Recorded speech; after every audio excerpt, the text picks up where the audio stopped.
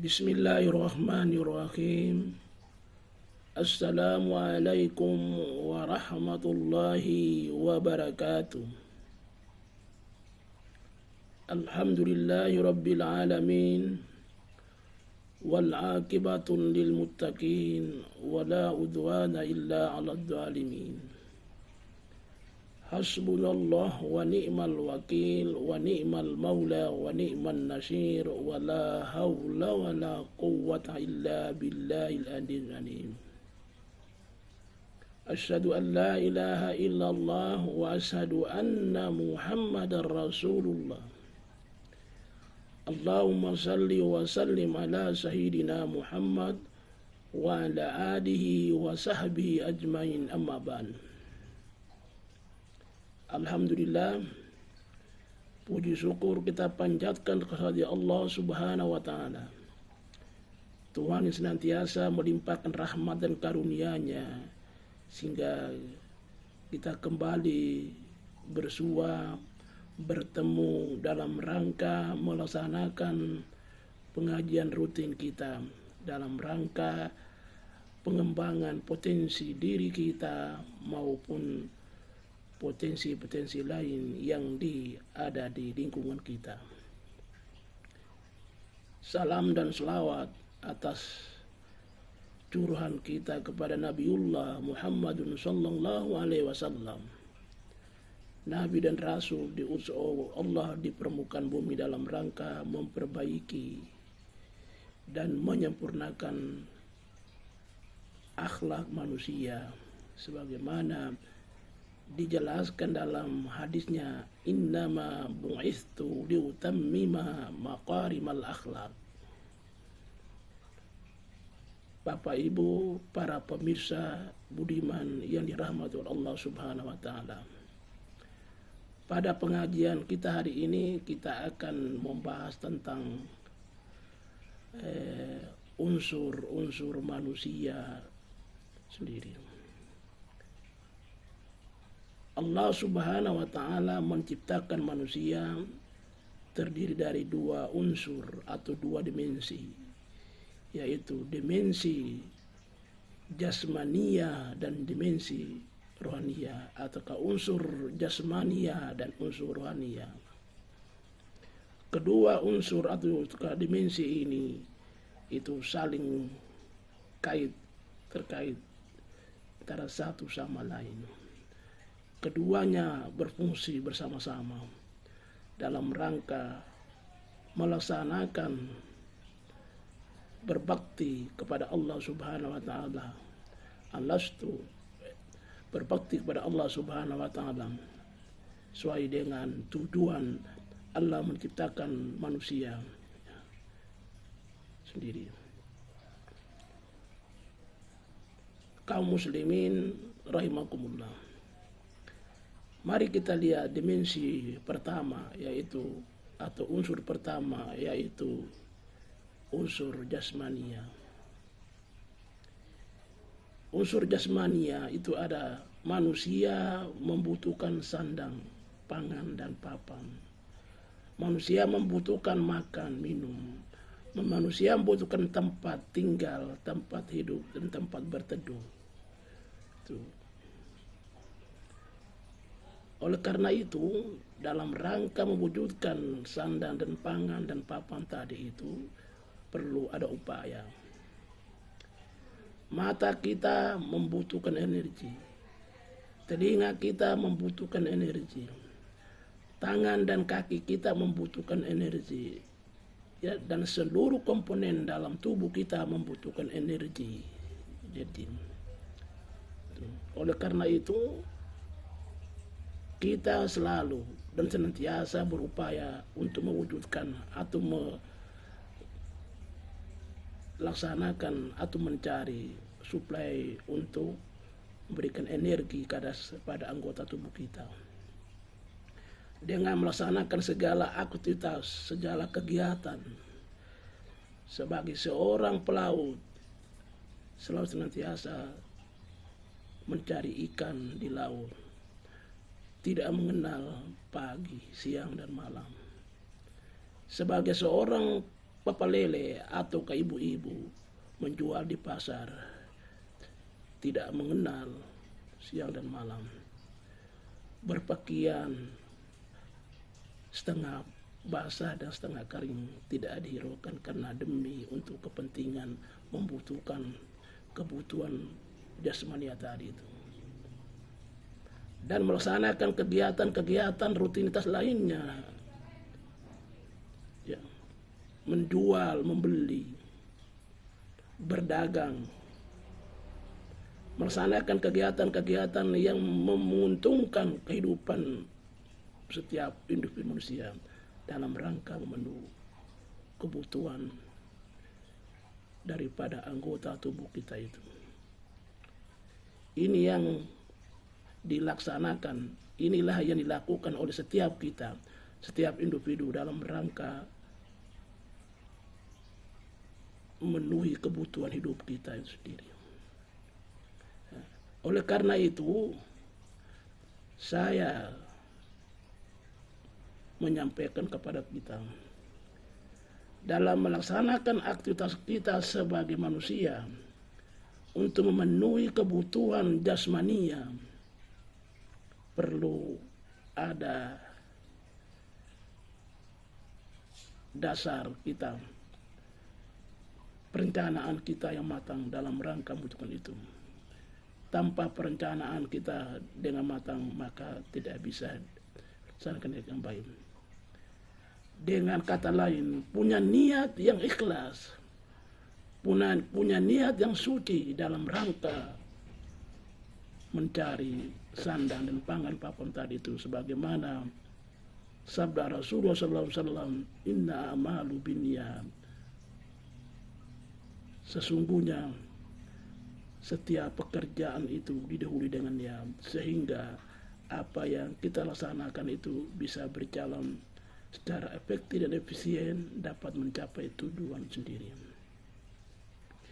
Kaum muslimin dan muslimat, para pemirsa yang budiman dan dirahmati oleh Allah Subhanahu wa taala, itu dimensi jasmania. Kemudian dimensi kedua, ya, untuk melengkapi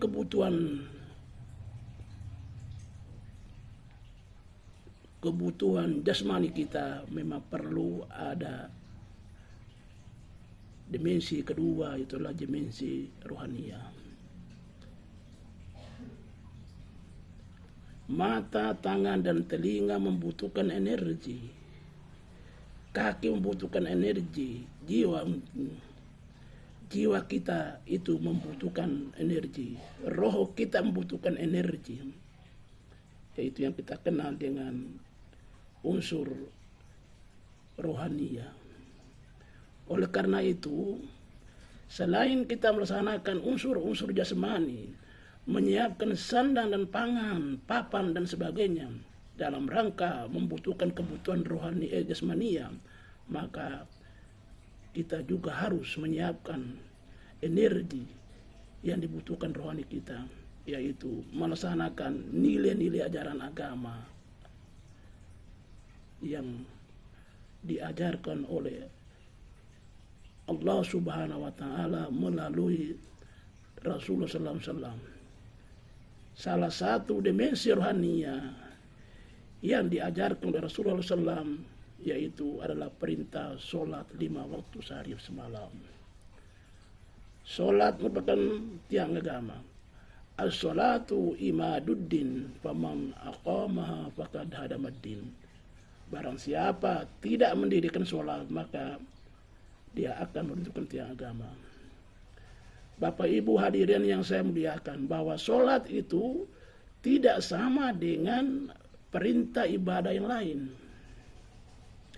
Perintah puasa melalui firman Allah Subhanahu wa taala, ya ayyuhalladzina amanu kutiba alaikumussyam kama kutiba alal ladzina min qablikum la'allakum tadhakkarun.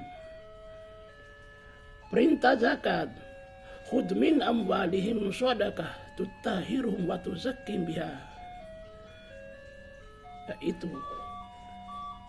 Itu nilai ajaran agama dalam rukun Islam. Itu diperintahkan dalam Al-Quran. Tetapi sholat tidak diperintahkan lewat Al-Quran. Sholat itu diberikan langsung oleh Allah Subhanahu wa Ta'ala kepada Nabiullah Muhammad SAW ketika melaksanakan perjalanan Isra dan Mi'raj dari Masjidil Haram ke Masjidil Aqsa, dari Masjidil Aqsa ke langit yang ketujuh. Dan setiap langit beliau bertemu. Langit pertama beliau bertemu Nabi Adam alaihissalam, orang tua, nenek orang tuanya manusia dunia. Dan terakhir beliau di langit ketujuh beliau menerima bertemu dengan Nabi Ibrahim alaihissalam, nenek dari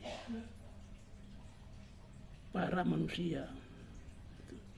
Dan dari situ di Sidratul Muntaha, di langit ketujuh beliau ke Sidratul Muntaha. Ya. Jadi setiap langit itu beliau ditemani oleh malaikat Jibril sampai bertemu dengan Nabi Ibrahim. Baru dari langit ketujuh beliau menuju ke Sidratul Muntaha, baru berpisah dengan malaikat Jibril. Dan disitulah beliau diperintahkan Allah Subhanahu wa Ta'ala untuk menerima sholat 50 kali. Namun perintah sholat 50 kali itu tidak dapat diwujudkan, hanya diberikan 5 waktu sehari semalam. Itu atas anjuran saran dari Nabi Musa alaihissalam di langit yang ke-6. Apa kata Nabi Musa? Wahai Muhammad, umatmu tidak akan bisa melaksanakan sholat 50 kali itu, karena umatmu adalah umat yang kecil dan pendek. Dalam bahasa Makassar pendek itulah dattulo, tidak bisa melaksanakan itu. Dibandingkan dengan umat saya besar tinggi tapi tidak bisa mampu. Oleh karena itu, wahai Muhammad, kembalilah kepada Allah untuk minta keringanan. Akhirnya diberikan sholat 5 kali sehari malam. Bapak Ibu sekalian perlu ketahui bahwa walaupun hanya 5 kali sehari semalam, tapi nilai pahalanya sama dengan nilai pahala 50 kali sehari semalam. Jadi itulah bedanya antara perintah sholat 5 waktu diterima langsung oleh Allah Subhanahu wa Ta'ala, diterima langsung oleh Muhammad kepada Allah di Sidratul Muntaha, ketimbang dengan perintah zakat, perintah puasa, dan haji dan lain-lain sebagainya. Oleh karena itu, ini merupakan satu kewajiban, keharusan bagi kita pengikut Muhammad sebagai hamba Allah. Tidak boleh kata tidak, itu wajib melaksanakan sholat itu sehari 5 kali sehari semalam. Ya. As-salatu imaduddin faman aqamaha faqad hadamaddin. Dan juga sholat itu mencegah perbuatan keji dan mungkar. As-salatu tanha 'anil fahsai wal munkar. Dan itu wajib.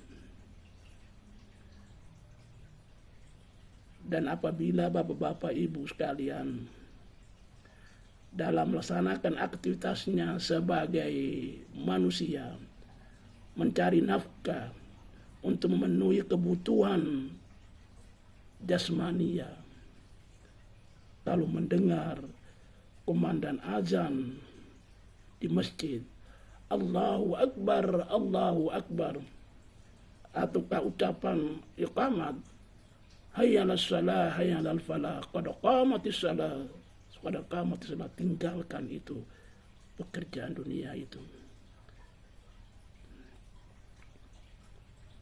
Kalau kita mau bicara jujur, ya, ada sebagian manusia lebih menghormati, mentaati manusia ketimbang yang Allah Subhanahu wa Ta'ala. Contohnya, saya sebagai ajudan atau prajurit dalam satu kesatuan, saya sedang duduk makan bersantai dengan istri dan anak.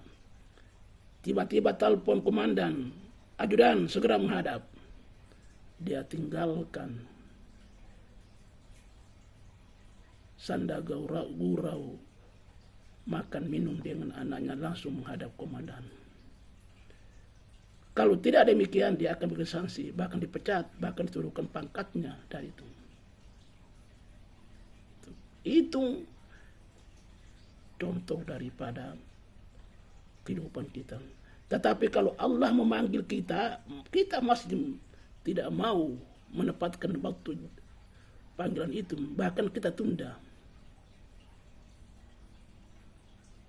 Azan berkumandang, iqamat berkumandang, hayya 'alas shalah, hayya 'alal falah, qad qamatis salatu, qad qamatis salam. Tapi kita dengar, tapi kita tidak perhatikan, kita abaikan itu.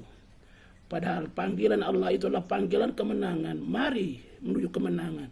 Mari menerima rezeki, mari menerima jabatan sendiri.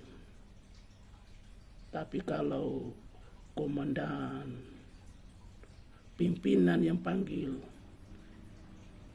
tepat sekali. Tapi kok aja berkembang panggil, lakukan itu. Bahkan bagi para pejabat ASN sedang rapat di kantor, azan berkumandang, mereka hanya dengar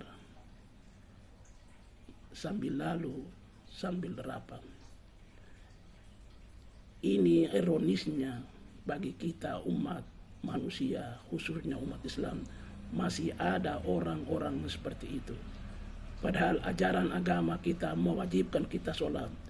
Barang siapa melaksanakan sholat di awal waktu, itu mendapat pahala berlipat ganda sisi Allah Subhanahu wa Ta'ala, ketimbang kita sholat di waktu-waktu yang lain dalam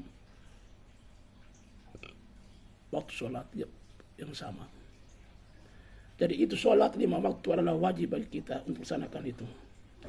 Biar Anda sementara menangkap ikan di laut, biar Anda sementara membuat kerja rumah gotong royong,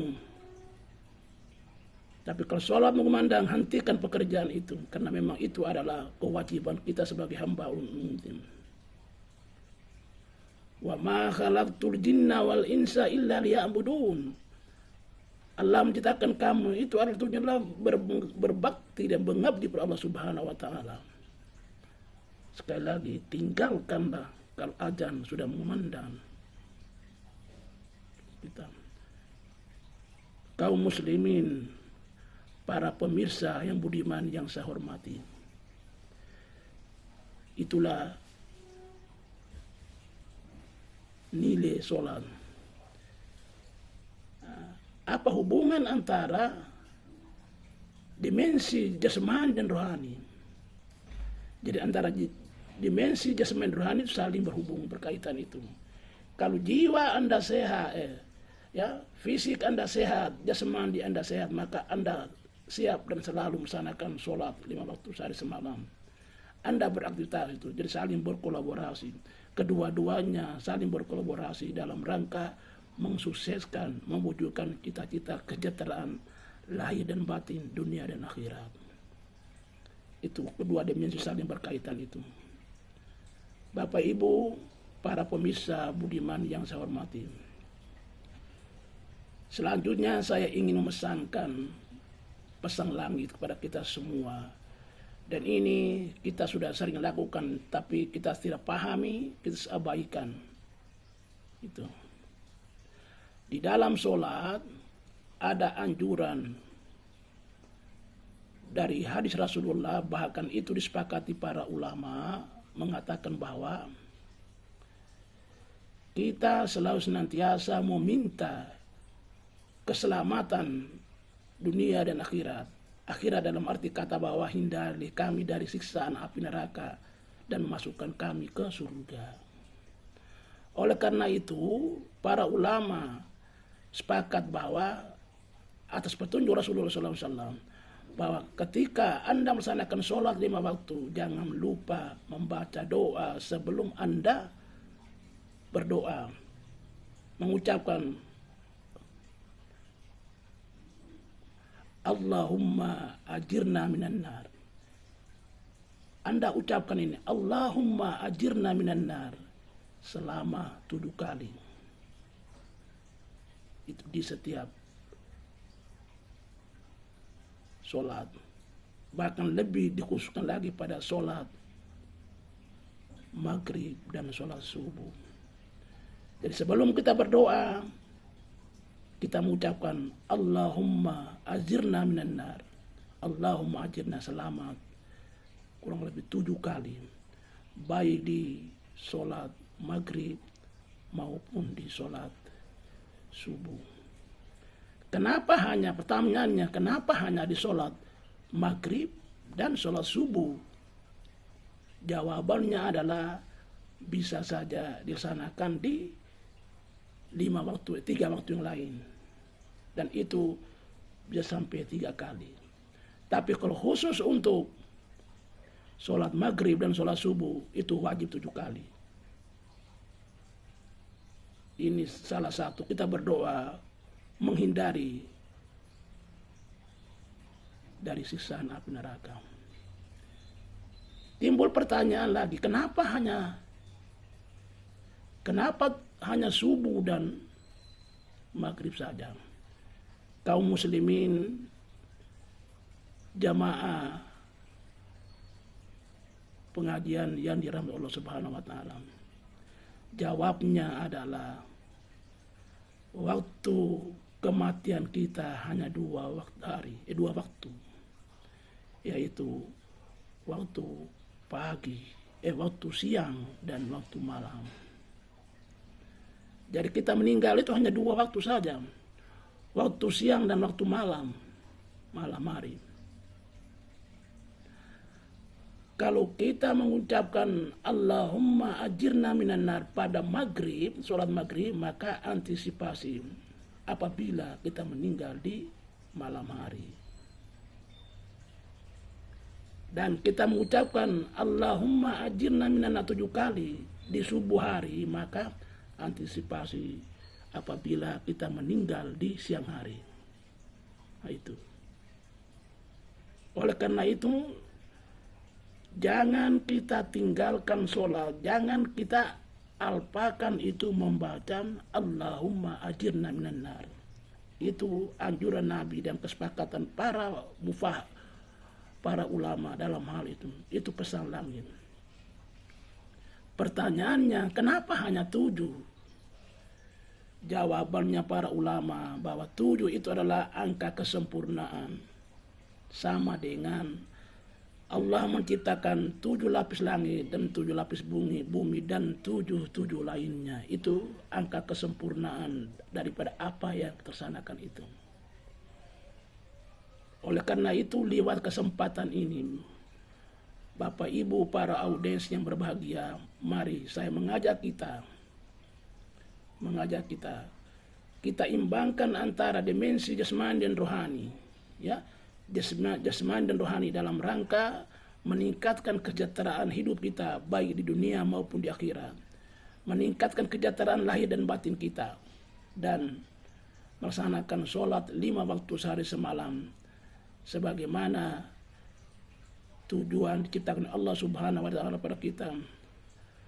Wa ma khalaqtul jinna wal insa illa liya'budun. Allah menciptakan jenis dan jin dan manusia tidak lain tadi bukan untuk menyembah kepada Allah Subhanahu wa taala. Oleh karena itu kesempatan ini, mari kita laksanakan segala perintah Allah dan menjauhi segala larangannya, dan mengikuti tuntunan Rasulullah dan para ulama-ulama kita. Semoga kehidupan kita ini sejahtera lahir dan batin, dunia dan akhirat. Bapak Ibu para jemaah dan pemirsa yang budiman, inilah yang mungkin sempat saya sampaikan pada kesempatan ini. Lebih dan kurang mohon dimaafkan. Billahi taufiq wal hidayah. Wassalamualaikum warahmatullahi wabarakatuh.